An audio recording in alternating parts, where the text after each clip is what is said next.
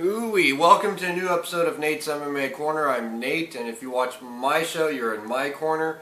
Today's episode is a post-fight show for UFC 172, Jones versus Teixeira for the UFC Light Heavyweight Championship of the World. And wow, yeah, let's do a post-fight rundown of the main card. And yeah, I would say probably the co-main event was the most explosive, exciting fight on the whole card, so let's save that one for last. Okay, so let's get started with the main event for the UFC Light Heavyweight Championship of the World. It was a 5-round decision win for Jon Jones, unanimous decision. Who's going to argue the decision? The whole fight was pretty much them in the clinch, and Jon Jones using his elbows and his short range punches to really rock Glover Teixeira, just staying in that clinch and landing some good jabs and some good elbows and keeping Glover up against the cage. It was a good fight. I expected, though, Jon Jones to be able to finish Teixeira midway into the fight, so that was kind of a ray of sunshine for me as a Gustafsson fan. I'm thinking that, you know, he wasn't able to finish Glover, and so that's a good sign right there.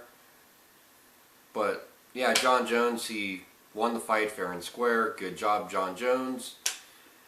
Okay, so then let's get on to that fight was pretty much, he won every round 10-9, and Jones landed more punches, so he wins a unanimous decision. And then let's get on to Luke Rockhold versus Tim Boesch. That was a quick fight. That was a inverted triangle Kimura submission win for Luke Rockhold in the first round. Yeah, you know, it was like,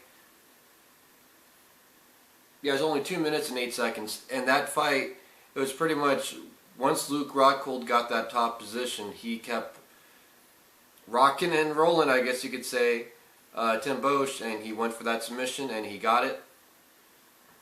And it was a good submission win for Luke Rockhold. I think Luke Rockhold should definitely fight a top 5 guy now. And then, so good job, Luke Rockhold. Then in the lightweight division, we had Jim Miller versus Yancy Medeiros. Yeah, this was technical submission guillotine choke. Round 1 for Jim Miller. Yeah, it was a great fight.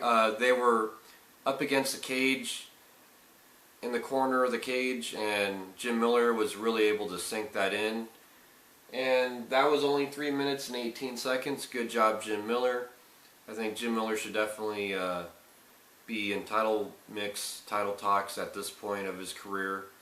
He's definitely had enough victories in the UFC. I like Jim Miller.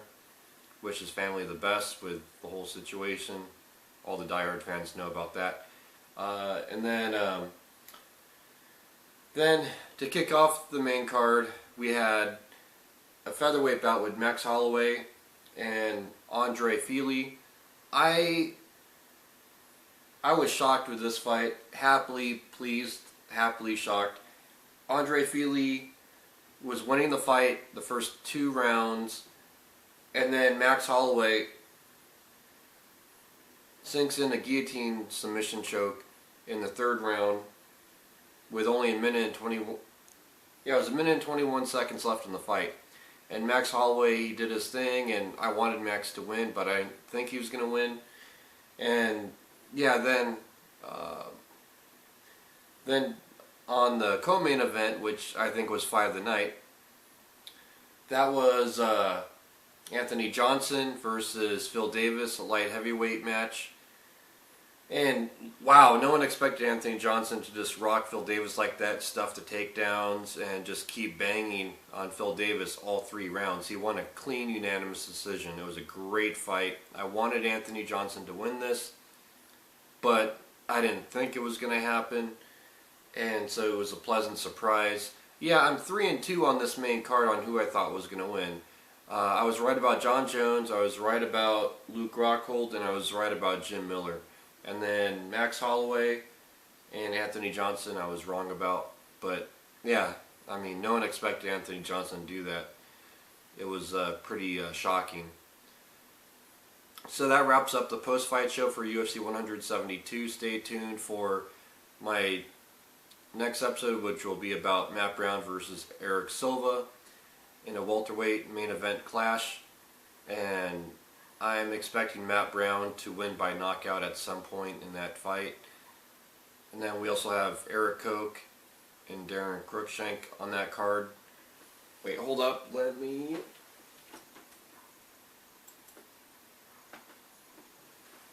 Yeah, that should be a good card. Yeah, then we got